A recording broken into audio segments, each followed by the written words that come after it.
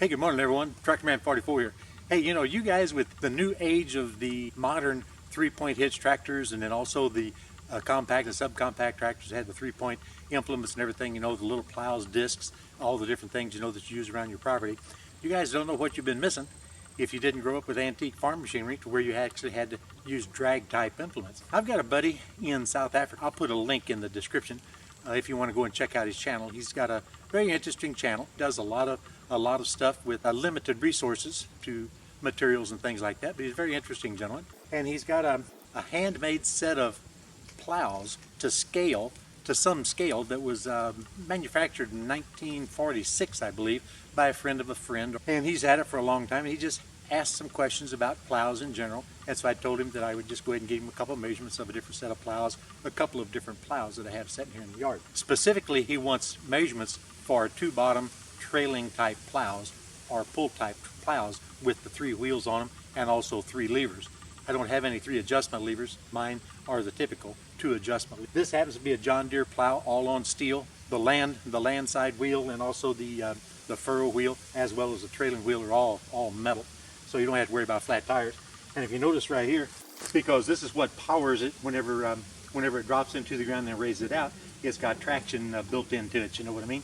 Instead of having like a rubber tire with tractor cleats, which some of them have, or tractor style treads. So the width of this outside to outside on the wheels, the width of this outside to outside is 50 inches. Now if you guys want to know how to measure plow beams to where you determine what size plowshare you have or what the set of plows is, all you do is hook your tape measure on the plow beam itself and then measure to the same spot on this side over here. So if I go from the far side over here, I come over to here. These are actually 2/14s. You can actually do the same thing down here if you were able to transfer the landslide all the way back and measure from this landslide back to there, and that'll tell you the amount of furrow or dirt that it'll turn over into the furrow. So his main concern is the length. So if I get a rudimentary measurement right here, this particular one is 11 foot and 2 inches. 2/14s, 11 foot 2 inches from the tip of the tongue to the back of the trailing wheel. 2/14 2-bottom plow.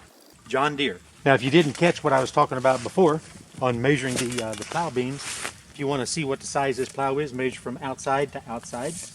This is also 14 2-bottom, so these are 2/14. This happens to be an Allis Chalmers 2-wheel 2-bottom plow, 2/14s. In other words, it does not have a trailing wheel on it. So let's check and see the width on this guy here. A little more difficult because the tires are flat, but it's roughly 50 or 50 1/4 inch outside to outside on the wheels. From the tip of the back moldboard all the way to the snap coupler on this one here is 10 foot and 3 inches. Again, it's shorter because it lacks the trailing wheel in the back end.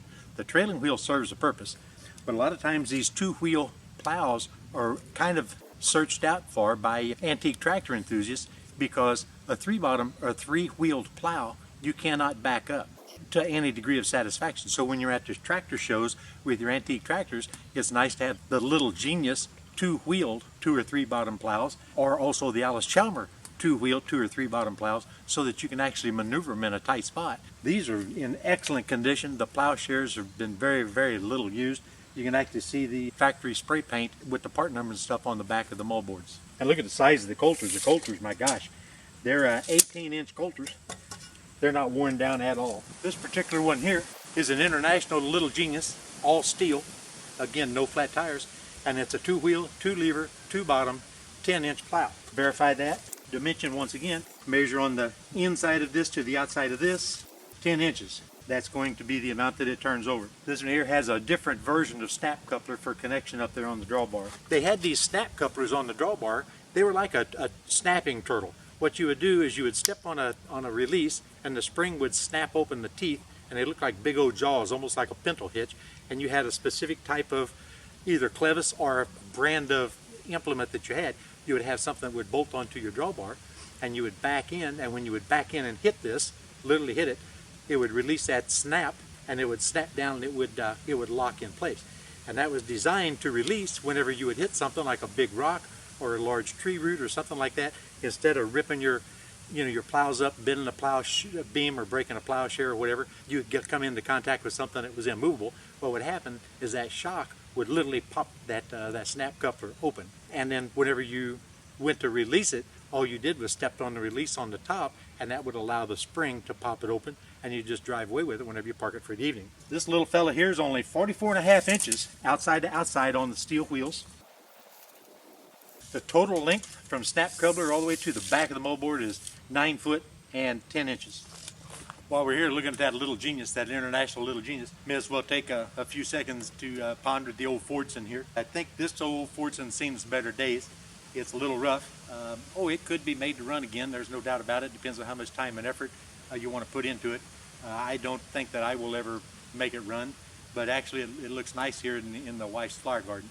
In the spring, it's completely surrounded with jonquils and things of that nature, and it just kind of looks neat sitting there hooked up to the little genius two-bottom plow.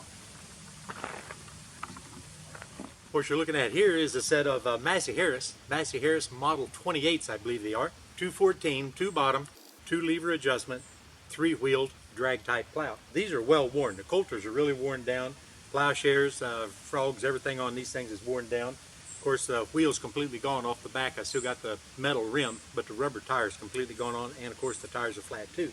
So let's take a look at the width of this. The width on this guy is roughly 52 inches, and the total length from the tip of the tire all the way to the snap coupler is 11 foot and 3 inches. Missing the tire, you have to add for the thickness of the tire on the back. I'm missing the snap coupler on this, so it's going to be just a little bit longer there also. Now this is a set of a little more modern John Deere 314s. I believe they're 14. Yes, 314s. The rear wheel is rubber is completely gone on it, and you can tell the hydraulic lift cylinder is gone, so I've got it kind of pulled together and held in place with the chain and the binder just to make it mobile without the plowshares being, dropped into the ground. So this being a three-bottom plow is going to be much longer, or proportionally longer than the two-bottom plows. So let's take a look and see. First off, let's go with the width. The width on this one is 60 inches. The length on this one is 13 foot and 9 inches minus the snap coupler, because the snap coupler is missing on this one as well. Well, now there's a lot of things about pulling drag type plows that might be a little elusive to the first time user. If you're spoiled by using 3-point implements and everything, this is a whole new ball game to you. First off, they have to be tripped manually with a lever into and out of the ground. Well, until they got up into the newer versions like that 314 John Deere, where you actually had a hydraulic cylinder, and control valve up under the seat in order to drop them in and pull them out. But all the rest of them operate off of the trip mechanism. All variations of the same thing, just different ways of engaging and disengaging and making everything drop into and come out. Other nuances is adjustments. Not that I'm an expert on it, but I see a lot of plowing videos where guys are trying to plow and they've got their adjustments completely off. What you want to do is you want to plow in such a manner as to where you leave a perfect 90-degree angle at the very bottom of the furrow where the plowshare is actually slicing, and also on the vertical edge of the furrow where the coulter is actually slicing. So if you have your plows perfectly adjusted, this is the type of furrow that you're going to see. It's not going to be like this, it's not going to be like that, it's not going to be all nasty looking and whatever. And that's accomplished primarily by adjusting the levers until you get them adjusted correctly.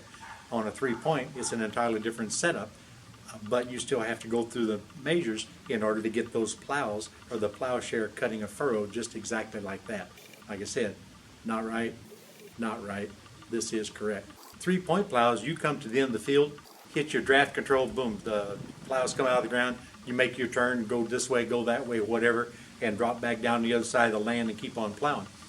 On drag type plows, even though they're very stout and very strongly built, you can spring and you can damage them. And so whatever direction the plows are turning the plowed dirt, that's the direction that you want to turn. You don't want to turn the opposite direction, because in some really stiff clay type ground, if you trip them really too close to the end of the field and to where you need to turn real fast before you come into the trees or to the fence row, and you're actually trying to spin it the wrong direction with the bottom of the plowshare still in the ground, or the back of the mold board still in the ground, or the landslide, you can actually put too much pressure on those plow beams and you can actually spring your plow beam.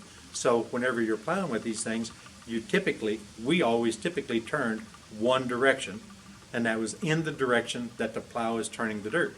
And also your trailing wheel is going to be in there at the specific angle, lodging right into the corner of that furrow, right directly into the corner of that furrow.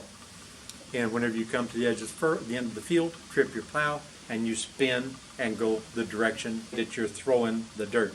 Typically it's going to be to the right side. This video specifically was for my South African friend, and I'll put a link to his channel in the description. And you can take a look at that little plow, that little miniature handmade metal plow that was built to scale. And it is really unique and it really is neat. I hope he gets the information that he needs. And good luck to you, and thank you guys for watching. This is TractorMan 44, and we have plowed this one under. I'm out of here.